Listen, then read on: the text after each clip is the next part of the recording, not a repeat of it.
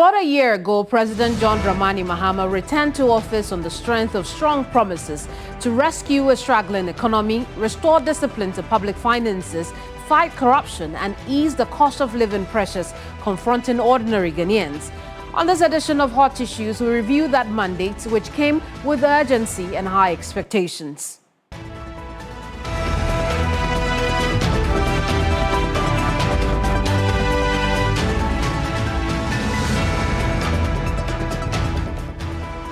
Now, this performance review is not about intentions or inherited challenges. It is about responsibility. What exactly has this government delivered in its first year? Where has it failed to meet its own benchmarks? And why should Ghanaians believe that the next 3 years will look meaningfully different from the first? I am Kemini Amano, and my guest is the Minister for Government Communications, Felix Kwakye Ofosu.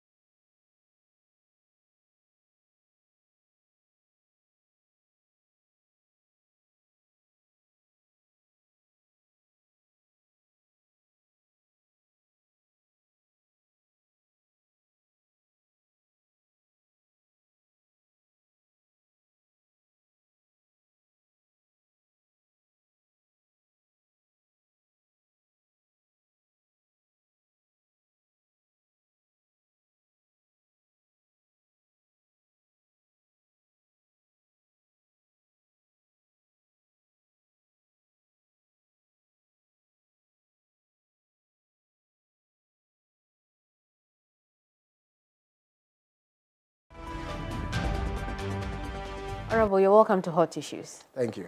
Let's look at the year over. How do you think you fared as a government? Well, I think that we've acquitted ourselves quite well. And it is fairly easy to measure this sort of performance.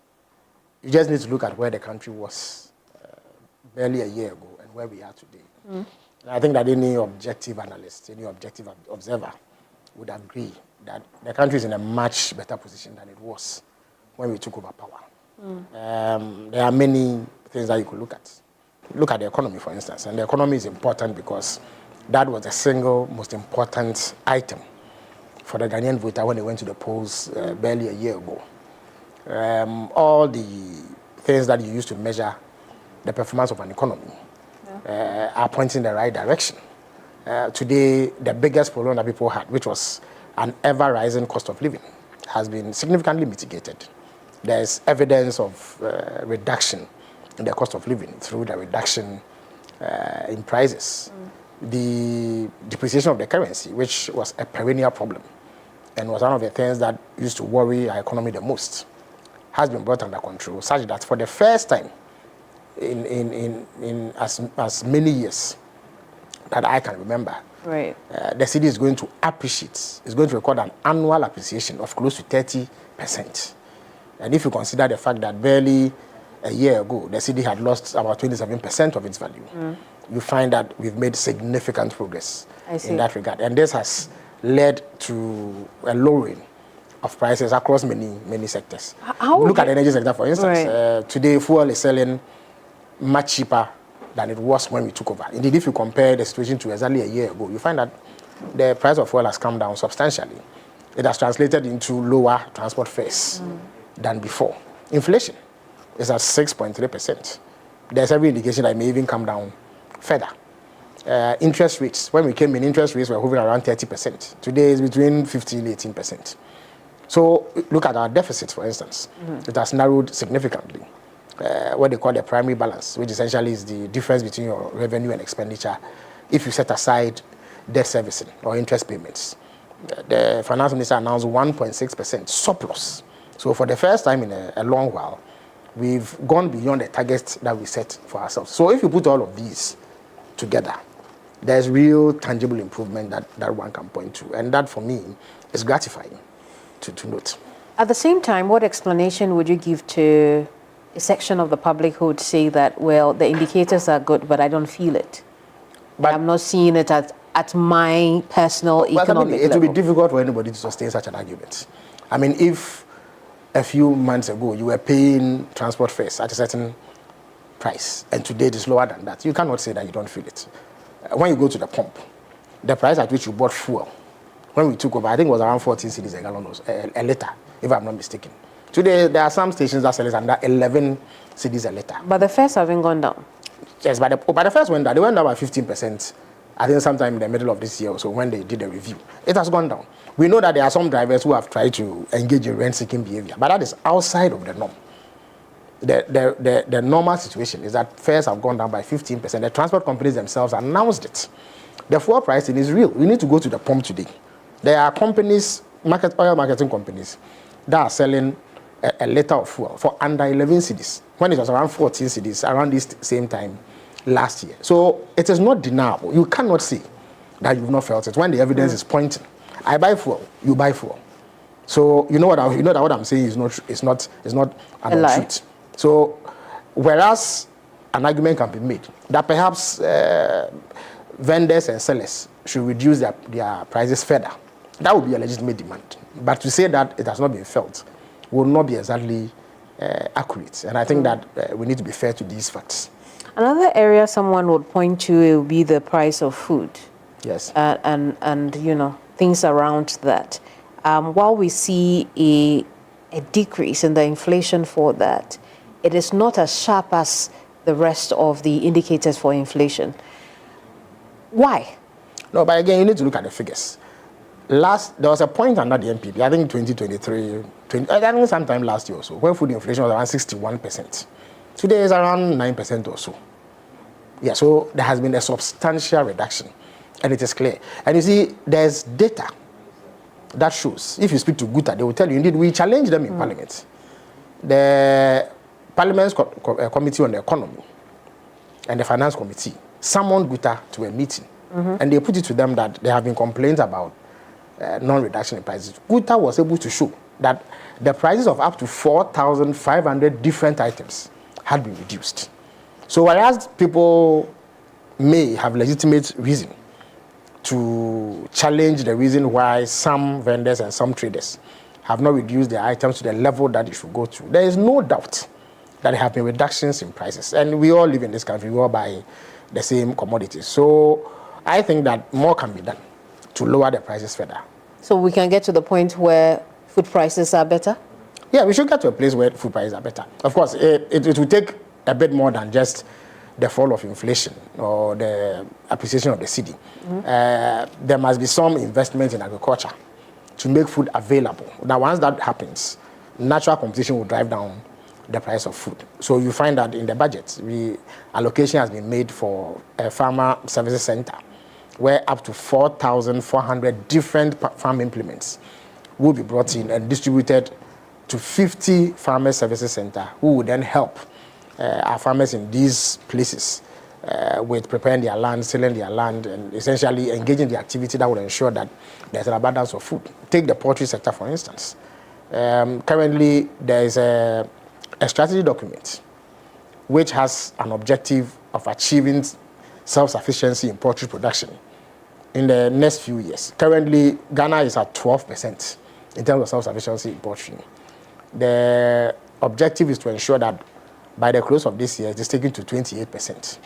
Then in 2026, 2027, it goes above 60%. And then in about 3 or 4 years, it goes to 104%. That is the objective. Now, there have been policies rolled out, like the Ehokon Kitinkiti program. And in the last few weeks or so, about 3 million beds have been distributed across the country. Already? Absolutely. And the Ministry of Agric has been spearheading this. A couple of weeks ago, the President commissioned a meat processing and poultry processing factory in Bechim as a way of providing a place where that company can offtake from poultry farmers. And the intention is to open additional meat processing centers across the country so that we have the whole value chain of poultry catered to. Now, all of this is being done to ensure that there's all year round cultivation of food, so that we do not have this lean and bumper seasons, which then tends to fluctuate the price of food. But overall, I think that compared to where we were last year, food has come down in terms of prices. Even the figures alone show. If at a point you were at 61% food inflation, and now you're around 9 or 10%, you see that clearly that's an improvement. But of course, I'll be the first to consider that more needs to be done going forward. Indeed. To get to the level where it becomes permanent and that food does not become one of the problems of the people of Ghana. Let's look at the cedi performance. Everyone is happy about the stability.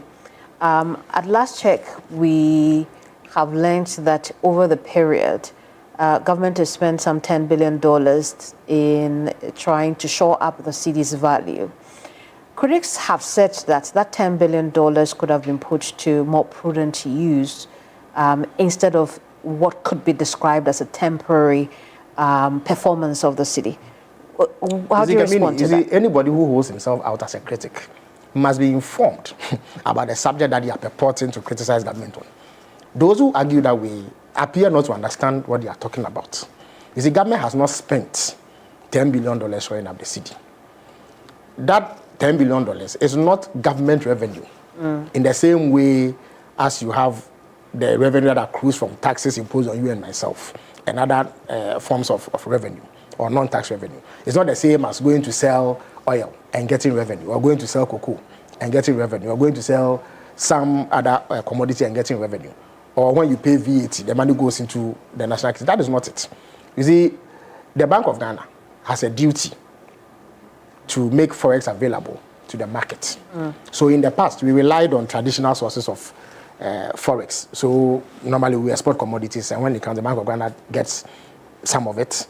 We export oil, for instance. So the share that needs to come to the country goes to the Bank of Ghana's reserves. And then sometimes through foreign remittances, we get substantial foreign exchange. When it is time for the cocoa syndicated loan, roughly about between $1.8 to $2 billion comes in, and then they put it in there.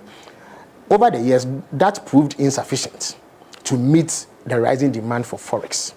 So a new avenue had to be explored in order to get sufficient forex, first for our reserves, and then to meet the day-to-day demand for forex. So what has happened? In 2020, we put this in our manifesto, that in the same vein that there was one body that had authority to regulate the cocoa sector and market cocoa on behalf of all cocoa farmers, we were going to set up the Gold Board with similar functions. We had noticed that substantial quantities of gold was spirited out of this country that nobody could account for, and that the forex accruing did not come into this country, or even if it did, it went into areas that one could not trace or account for. So there was a need to mobilize that resource and put it to a use that benefits the country. So what happens? The Gold Board simply mops up gold. They need money to buy the gold, which they buy in cities.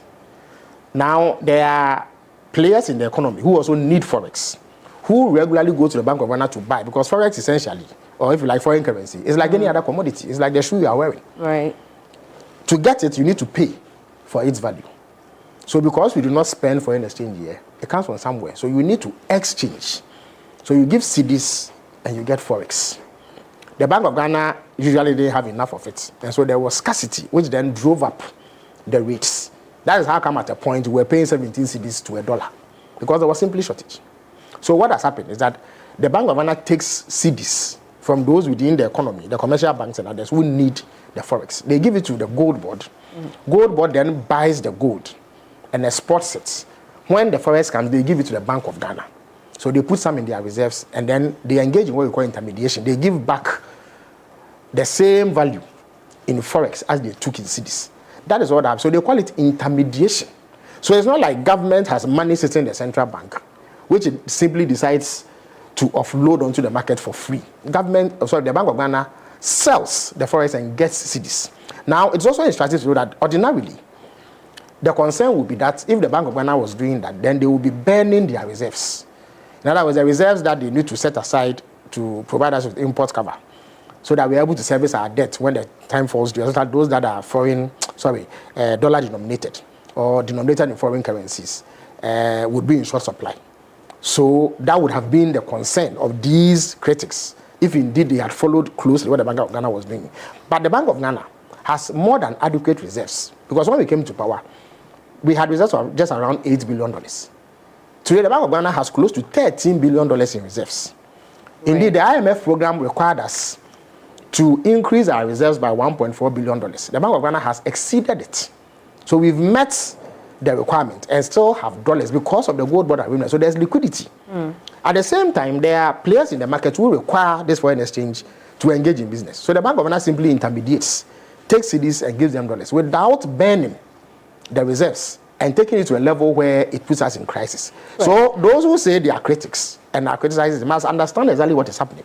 If they tell you, and I've heard some of your colleagues in the media, and some persons aligned to the New Patriotic Party deliberately attempt to mislead Ghanaians, as though the Bank of Ghana was just dipping its hands in its reserves and giving it to the market. That is not what is happening. No. We have just found an ingenious way to bring in a constant stream of forex to meet day-to-day demand, which we didn't used to have the capacity to do in the recent past. That is the difference. So, but, you know, the bottom line is that the central bank is still pumping in a lot of money, a lot of dollars. Because there's a... But the price should be driven by demand and supply. Good. So, in order for the price to be low, supply must meet demand. The reason why the currency depreciated, it plummeted and collapsed under the MPP, was that there was a shortage in supply. They simply didn't have enough dollars to supply the market. This time round, we have created the mechanism of the gold board to ensure that supply keeps up with demand. The difference between us and them is that we were ingenious and innovative enough to set up a system that ensures a constant stream of supply of forex, in addition to the traditional sources that I've highlighted earlier. In the past, they simply relied on the traditional means, foreign remittances and proceeds of the sale of commodities. But this time around, we've brought something in that mops up every amount of gold, or the overwhelming majority of gold that is produced in this country for export, so that we get the forex to make us liquid. That is what has caused the city to be. So it is the result of deliberate government policy to do that. Now, let me clarify that if anybody tells you that the same amount of money could have been used, for instance, to finance Big Push or to set up industries, the person simply does not know what they are talking about, because that is not what it is. It is not like we're going to take revenue belonging to government to go and give to players in the market for free. That is not what it is. So sustainability then will also be a question that will arise, whether or not this combination method which you're doing is sustainable, or whether or not we are oversupplying so that the numbers will look good. No, I mean, you see, the ideal situation would be that we will be an export-oriented country, so that through exports of various commodities, whether raw materials or processed materials or value-added materials, we get foreign exchange. We are not there yet. It will take a bit of time to get there.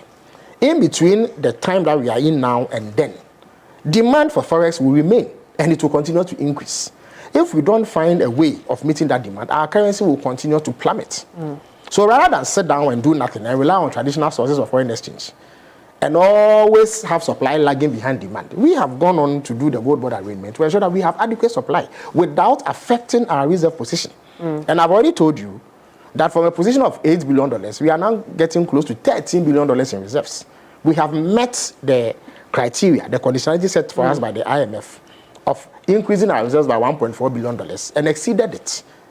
Because of the gold board agreement, we constantly have a supply of forex, which we then give to the market through intermediation that the Bank of Ghana does and takes cedis in return. So they get the same value of money that they put onto the market. So it is important that we stress that the claims being made by the MPP and the analysts we refer to are misleading and don't represent the actual situation. I want us to look at that. And in any event, you see, before the election, what was the biggest problem we had? The cost of living. Because we are largely import dependent, and it is a situation that must change over time. We were constantly under the pressure of our currency depreciating. And once that happens, the cost of living went high. We woke up one day and inflation was 54%. I recall very well that sometime between July and November 2022, the cedi rose from 6 cedis to 17 cedis. It was a catastrophic situation for businesses. Businesses collapsed because of that. The cost of living went so high. So that, for instance, if you needed to make a payment of the equivalent of $3,000 a month, in July, you needed 18,000 cedis to do that. By November that year, it had jumped to 54,000 cedis. This would impose hardship on any group of people.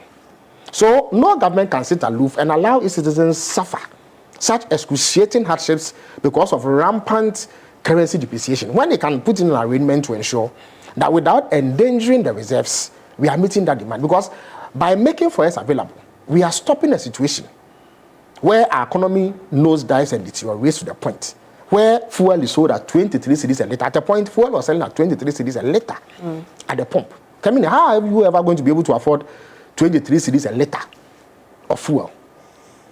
And what will be the impact on that? That is how come things became so expensive that people, look, there was a time in 2023 where the Ghana Statistical Service showed that because of the hardships that were rampant at the time, up to 8.5 million Ghanaians, which is nearly a quarter of our population, went without food for a day. So no government can sit aloof and allow this sort of thing to happen when you can find ingenious with that. The most important thing, and the reason why I keep on stressing that, is that by doing so, they have not endangered our reserve position. And once that happens, it means that it is a sustainable arrangement to ensure that we are able to keep up with demand. But of course, in between that period, there's a need for us to work so that we ramp up our export base, so that also then becomes an additional source of forex to meet the demand that we come up with every now and then. Yes. Are we ever going to get to the point where the announced value of the cedi is what we get during forex, when we go to the forex bureaus to look for foreign currency? Again, that is of course, part of it may arise from rent-seeking behavior. But mind you, our laws allow for the operation of forex bureaus, foreign exchange bureaus, in addition to the commercial banks. Because of the way our economy works, it's not everybody who is banked. You cannot just walk into a bank and buy forex. You need to retain an account with them. And you have to do that by exchanging the value in cedis that you hold in your account for that amount of foreign exchange. Even then, you have to go through very rigorous processes. So you have to show that you are going to import something, or you are traveling, or you are engaging in any other activity which the law permits you to have forex to do. I mean, is that not problematic that we never get the true value? So I'm explaining why there's that difference. So there's also the forex bureaus who operate outside of the banking system. They also have to get the forex from somewhere. Sometimes they get it from the commercial bank. So the banks sell it to them at a certain rate. So they have to put up a marker on it in order to make profit from the business. So that is what accounts for the difference. But to the extent that there's sufficient supply in the system, even their rates, even if it is slightly higher than what you get at the interbank level, will not be beyond the level which will make Ghanaians comfortable. So for as long as forex bureaus remain, you are going to have this sort of difference. Essentially, as I said, it's a commodity just like the shoe you are wearing. So if you bought this shoe from the manufacturer directly, you will buy it at a cheaper rate than if you went to buy it from a retailer. What does the retailer do? The retailer simply puts a marker on it so that they make profit from the business they are doing. Maybe then it should be better regulated.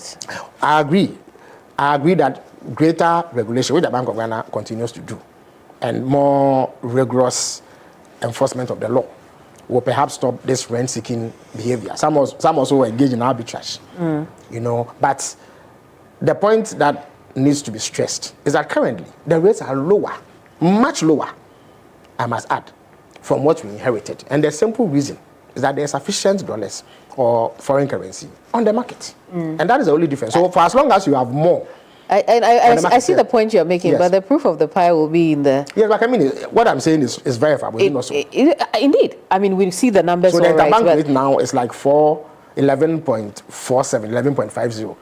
That is simply an aggregation of the rates of the banks to determine the average. So what the Bank of Ghana puts is the average rate. That's what they call the interbank rate. You understand me? So that's the official rate.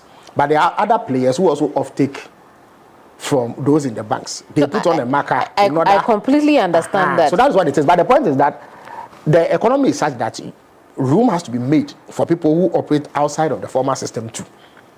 Until we get to a place where we are so fully formalized, where everybody is operating to the bank, we are going to have this agreement. But that takes a bit of time to happen. But the substantive point is that the rates now, even if you got it from the Forex Bureau, it's better than it's before. much better than even the interbank rates under the MPP.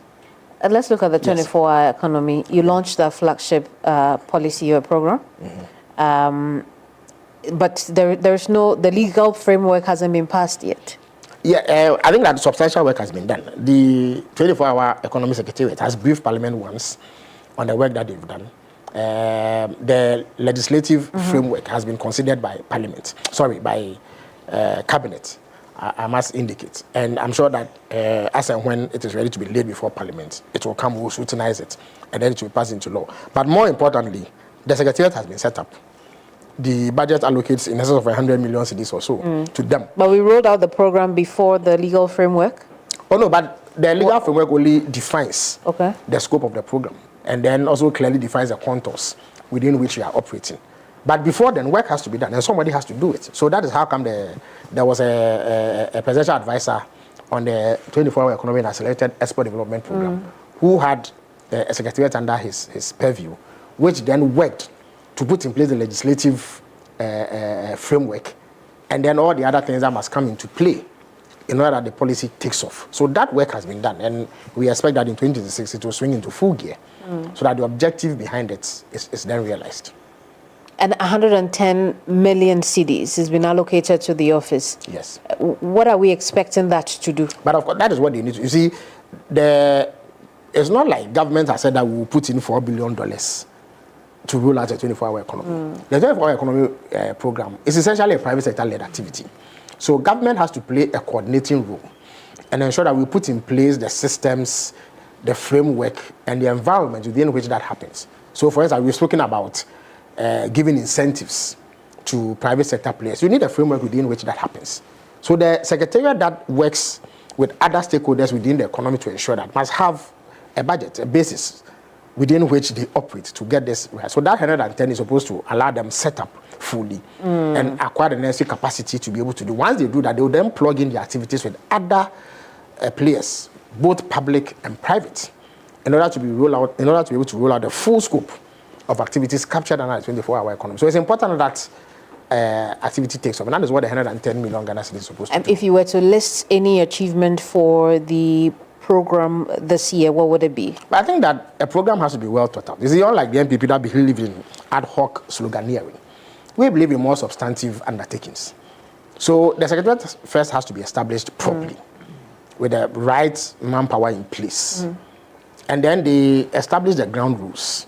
They define clearly what they are going to do, which areas they are going to tackle. Indeed, when the 24-hour economy program was launched by the president several months back, I think that the framework was clearly laid out and set out. That has been done. What is left with now is plugging in with the various actors, both private and public, to ensure that this is rolled out. And a long list of things have been done in order to ensure that this comes to fruition. I'm sure that in the new year, you will hear more about this, and then everybody who is interested in partaking in this will have the basis to do so. How soon is the government hoping, looking ahead, how soon is the government hoping that the legal framework will be passed? Oh, as quickly as Parliament can consider it. Yes, as quickly as Parliament can consider it. There should not be a problem at all. Very well. Yeah. I want us to take our very first break. When we come back, we'll look at some other programs that were launched over the period under consideration. We'll also look at the fight against corruption, and then we'll top it up with the Constitution Review Committee's work. Right. Be right back. Don't go away.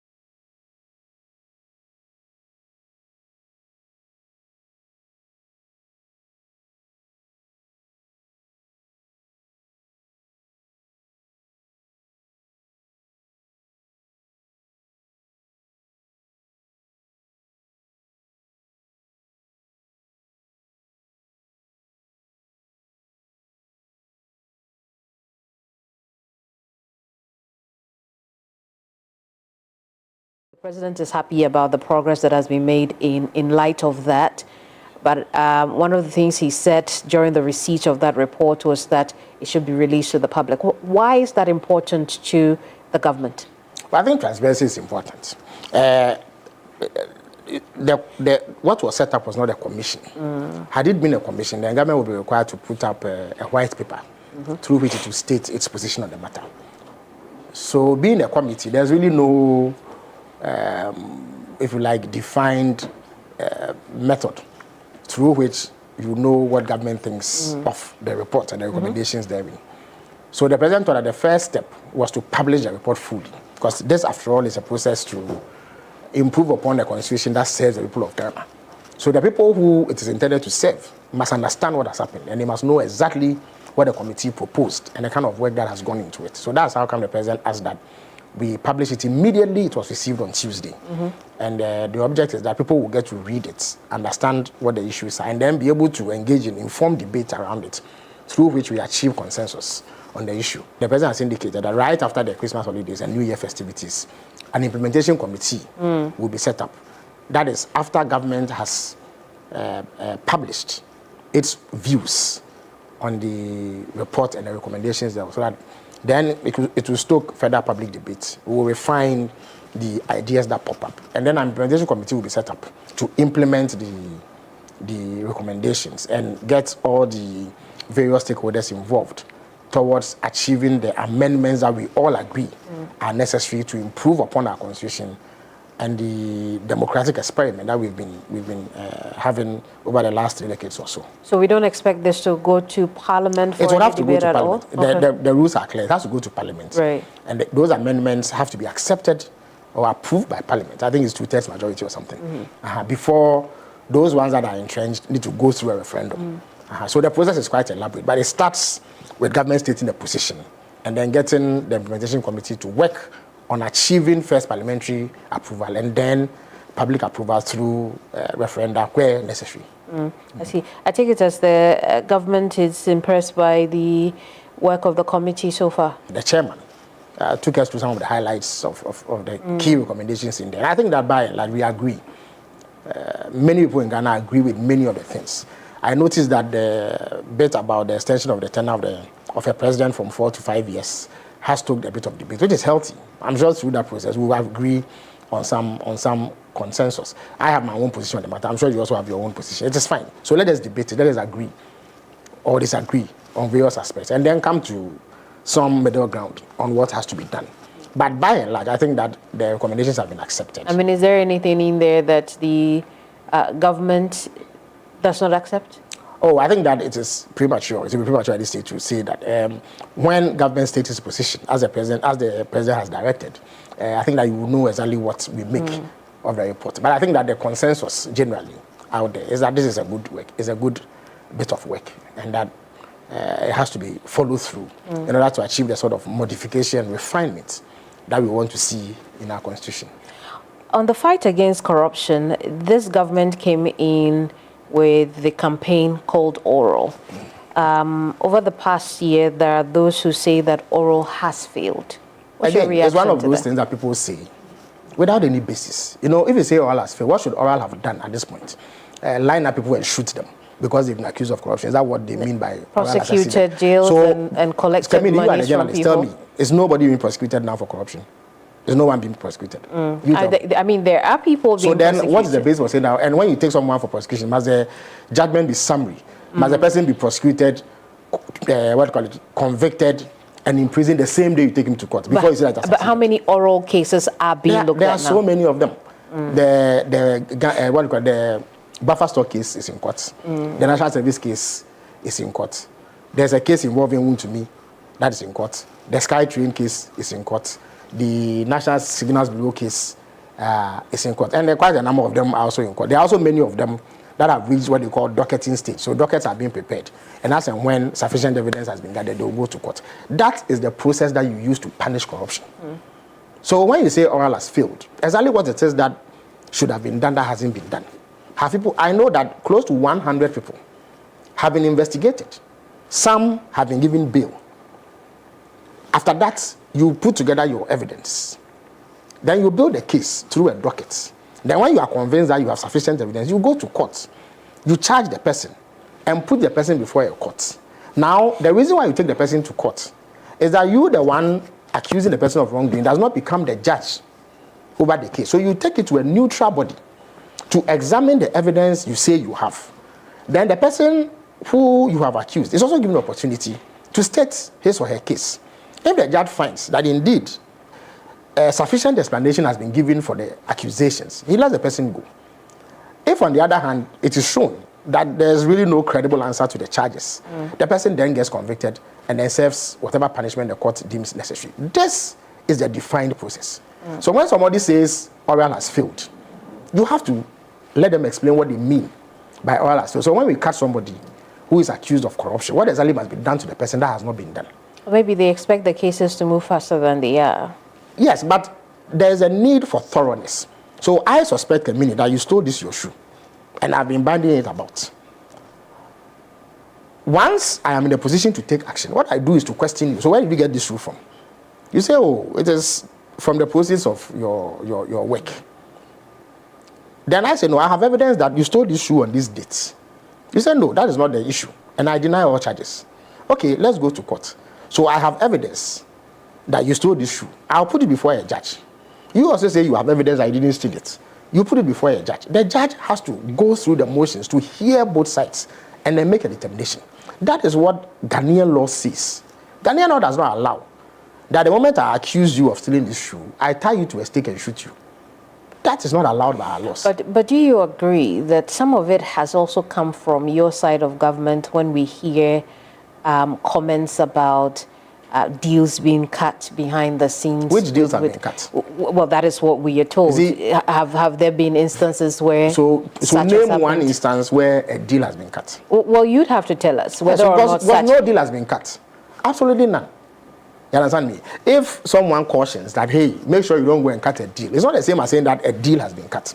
The president, who has final authority, says that he is not going to countenance the cutting of any deal. And so far, everybody who has been accused, against whom sufficient evidence has been found, has been put before the court or is in the process of being taken through that system. So the criticism is not founded, it's not grounded. You know, the MPP itself. But the AG himself had also given that impression. Apart from what the General Secretary of the party has said, the AG himself had also given the impression that there were those who were agreeing to return some of the monies. But, Kamini, that is also allowed by our laws.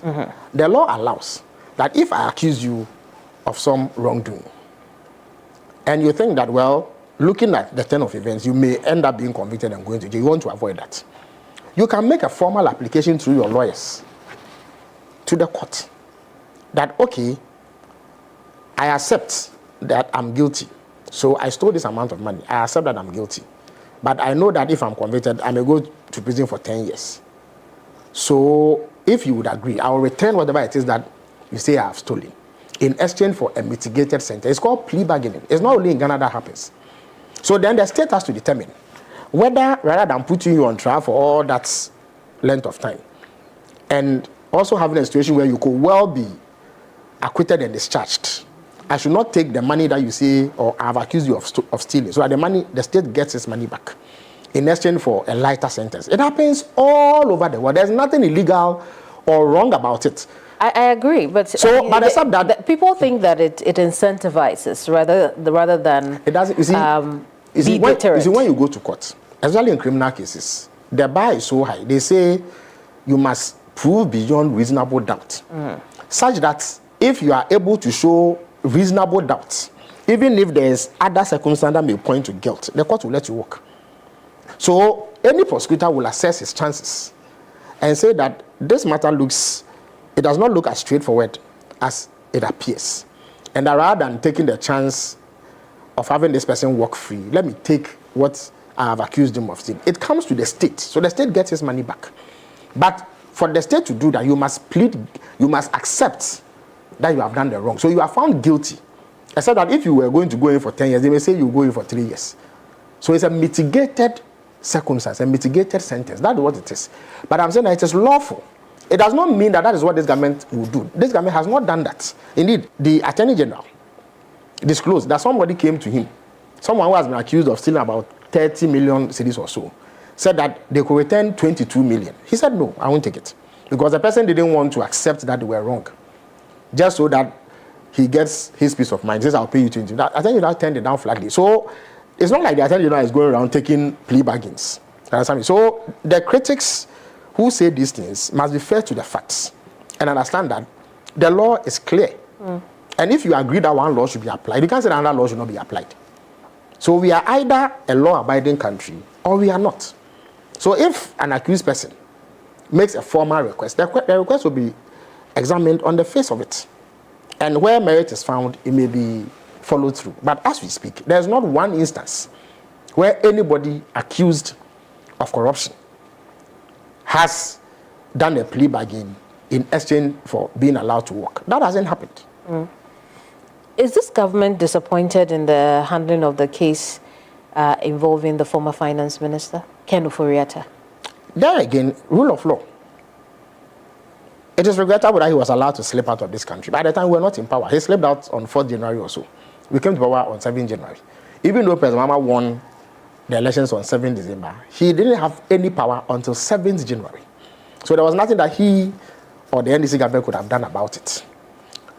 Now, we came into government. Now, the special prosecutor, who is set up by law, says that Mr. Ofori-Atta has done A, B, C, D, and for that reason, he needs him for questioning and then for other actions to be taken.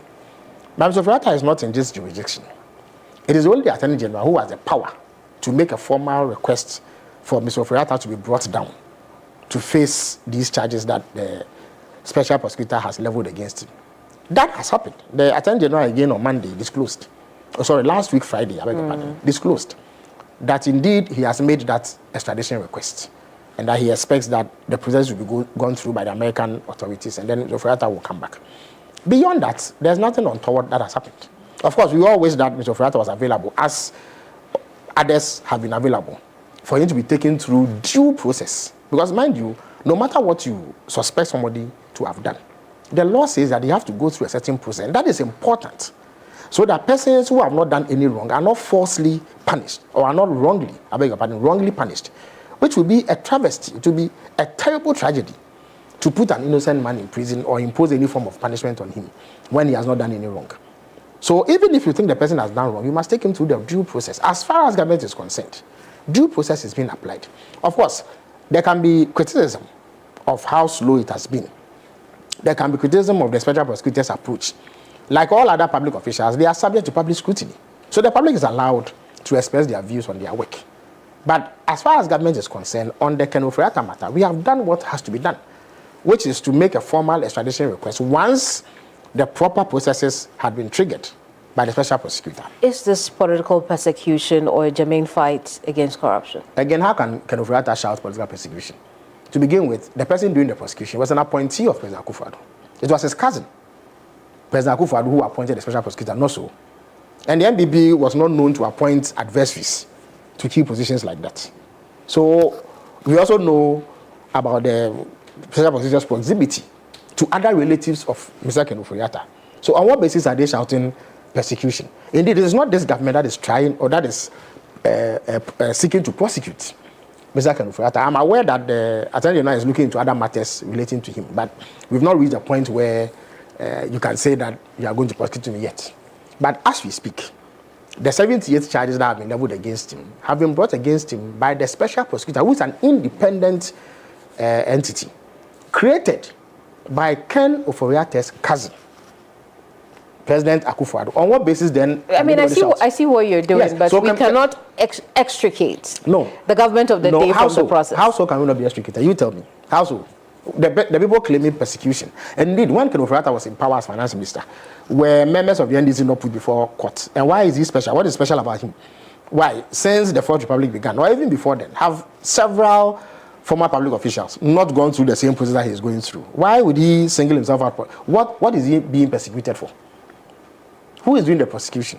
Well, because he's a political opponent? No, I'm saying that. So when Ken Ofori-Atta's cousin, President Akufo-Addo, and Godfrey Dame put the likes of Ato Forson before courts, what were they doing? Was Ato Forson not the leading personality in Parliament for the NDC at the time. So what were they doing? Were they persecuting him or were they prosecuting him? If they can prosecute an opponent and there's not persecution, why should they be treated differently? We cannot paint different folks with different strokes. You understand me? And I don't think that it is proper that we entertain this sort of thing. It is a baseless accusation that has no merit, and same has to be dismissed. Does this government see an extradition happening next year? Well, at this moment, it's entirely in the hands of the U.S. authorities. I have seen people attempt to raise persecution. I don't think the American authorities simply renege on their responsibilities merely because we shout persecution. I mean, they know for a fact that Ghana is an open democratic society. They know that we have a time-tested judicial legal system. And they have representatives in this country. So merely shouting persecution does not absolve one from being held to account.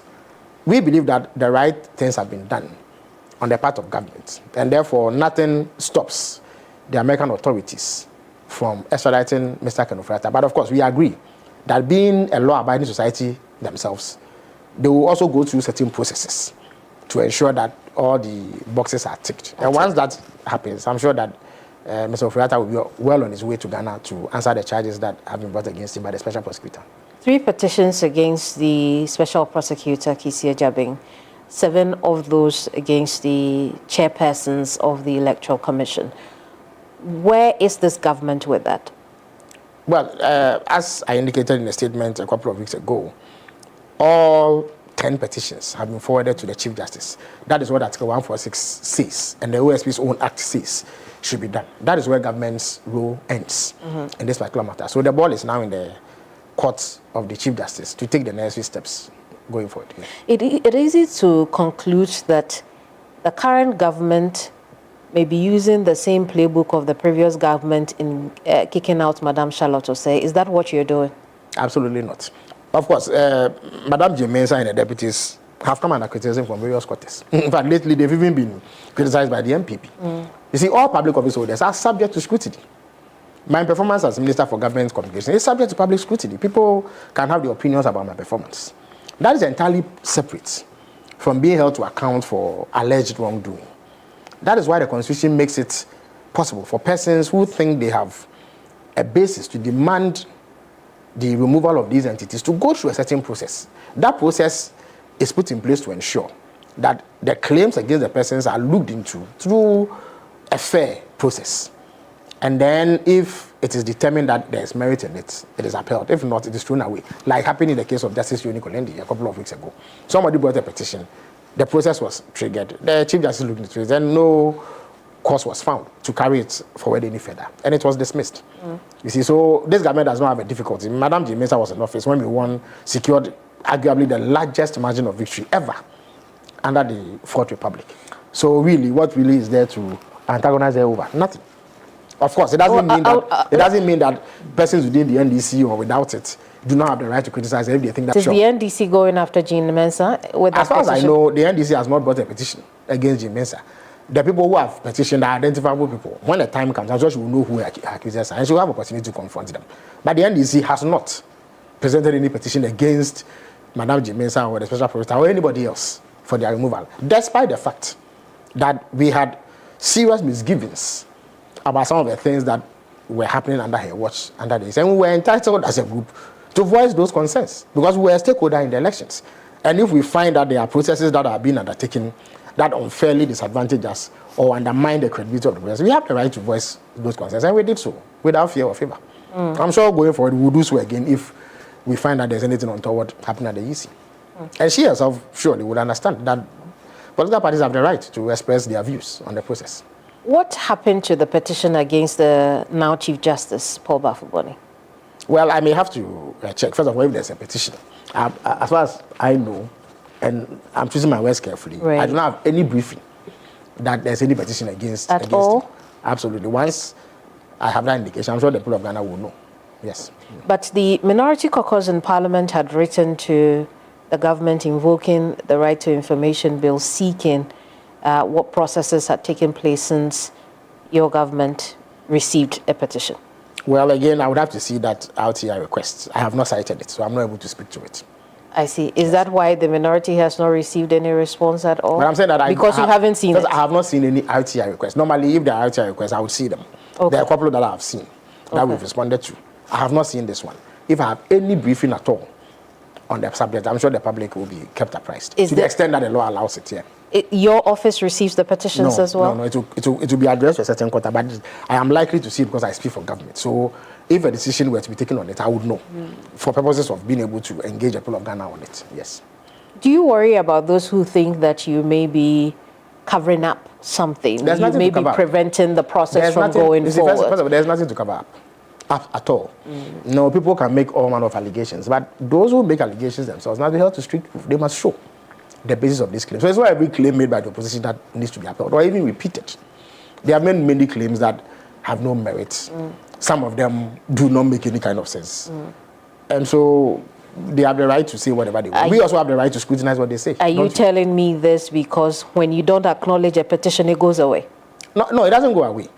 The process are clear. I'm saying as I sit here. Well, if you tell us you don't have the petition, then there's no process to follow. I have not seen any petition. If a petition comes, indeed, there were 10 petitions in respect of G. Mensah, her 2 deputies, and the special prosecutor. One day you woke up and we told you that these petitions have been sent to the appropriate quarter, didn't we? So if a similar one comes in against the Chief Justice or any other official, it will be acted upon. As I sit here, I do not know of the receipt of any petition in the office of the president. That is the honest truth. I see. This government and leadership in Parliament had been on different pages as far as the office of the special prosecutor is concerned. On hindsight, what would have changed about that communication between the executive and the legislature? The legislature does not need to inform the executive about what they do. We operate a system of separation of powers. The majority leader and the majority chief whip are not government officials. They are not. You could argue that they work in close collaboration with government officials to advance government's business in Parliament. But that's about where it stops. They are not government officials. They don't work under the direction of government or the president. Yes, we can argue that they may consult on some actions that need to be taken. But they were not in breach of any known law or convention whatsoever. They have a right to demand the removal of any official or the scrapping of any office that they deem redundant or ineffective. They have the right to do so. The president disagreed on that occasion. He stated it publicly and then requested them to take a second look at what they were doing. And they obliged him. That is all that has happened, really. So there's really no issue about operating on different wavelengths. Indeed, sometimes even internal disagreement is healthy. No organization should operate as a monolith. You know, yes, we may belong to one political party. We are bound by a single ideology. But that doesn't mean that we think alike on all issues. But then it brought to question whether or not the executive was wielding an unusual control on the leadership of Parliament. Not at all. That's why it was a request. I issued a statement, right? So it was a request. I can request you to cease this interview. You may oblige me. But you're the president. When you request me to cease the interview, I have nothing else to do but cease. No, there was nothing the president could do to the majority leader or the chief whip if they failed to acquiesce. Balance of power. With balance of power. The president is here, the leader is here. True, but the president could not have taken any action against them. None whatsoever. You could argue that because we belong to the same party, it helps for consultation to happen and all that. But the point I'm making is that it was a request. The president, where he sits, may have more information than the majority leader and the chief whip. So if they are embarking on a course of action and he says that no, please pause, reconsider, let us do it this way, and you oblige me, there's nothing wrong with it. Why did that have to be public? Why couldn't it be done behind closed doors? Because the public needed to know the stance of government on this matter. And the president didn't think... Why? Why did the public have to know? Because for some time, there had been some public disquiet about the performance of the OSP or its functional necessity for that matter. People have said that the office should be scrubbed entirely. Others have said the OSP should be removed and all that. The president believes that it's too early in the day to making that claim, because this office has been there barely for 7 years. Forget about whatever flaws may have taken place when it was being set up and all that. But let us give it a chance to lend its weight to the fight against corruption. But the president does not think that the time is ripe yet for this kind of talk. And therefore, whatever legitimate reason others may have for wanting the office to be scrapped should not see the light of day now. And the president has said that publicly. He has gone a step further by engaging the majority leader and the chief whip to, step back from an action that they had initiated to scrap their office. I don't think there's anything wrong with it. It actually shows that we are maturing as a democracy.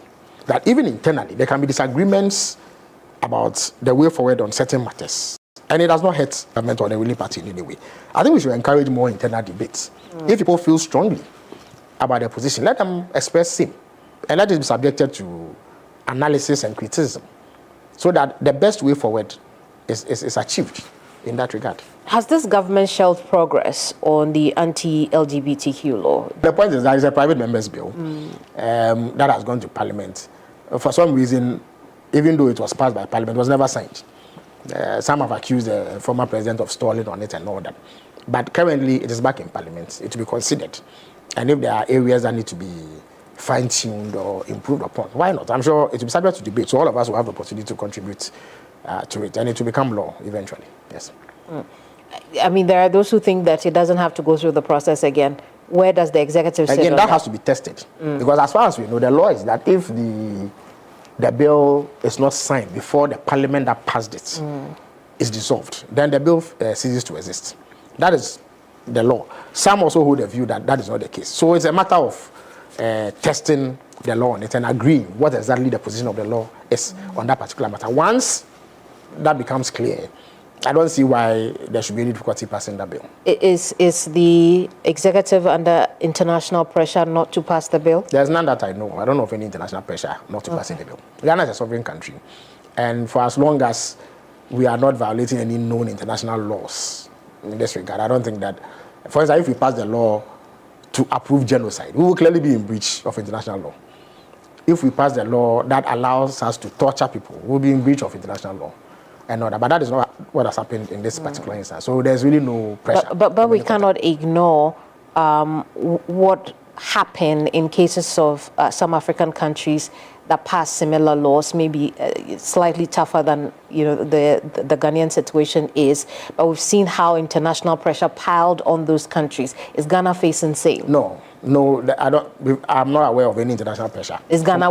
Is the executive worried about the there's no such implications? The point is that the law itself must comply with acceptable principles and norms. So that even if, for instance, armed robbers, burglars, thieves, and what have you, when they engage in that wrongdoing, there are processes to take them through to ensure that the law deals with them. You are not allowed to use extrajudicial means to exact retribution against them. So unless there are aspects of the law that allows this to happen, I fail to see how anybody can question the right of any country, as it were, to enact laws that it believes reflect its own thinking and idiosyncrasies on several things. It's just that considering the position of then candidate Mahama on the law and the fact that the previous government was stalling, in passing the bill into law and all the things that happened then, one would have thought that things would have been fast-tracked, maybe even. Yeah, but you see, the previous government did not stall in passing the bill. The bill was passed, except that the president refused to sign. So there are two different cases. Then it went back. Yes, but I've told you that it simply means that the process has to be restarted. Parliament is inundated with a tall list of things to do. There are many bills that we could not consider. There are many bills that I know that Cabinet has approved that we could not pass or even consider because of the want of time. I had quite a number of questions to answer as Minister for Government Communications. I didn't get the opportunity to do so. But if it was priority, you would have. Well, it is not. You see, the Parliament has a tall list of things to do. So on a day-to-day basis, the leadership of the House decides which items they table.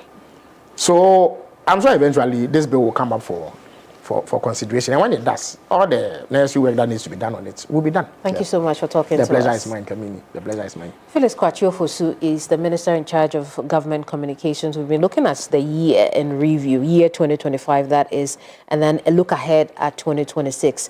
There's a playback of this on all our socials, including YouTube. This is Hot Issues, and I'm Kamini Amano. Bye-bye.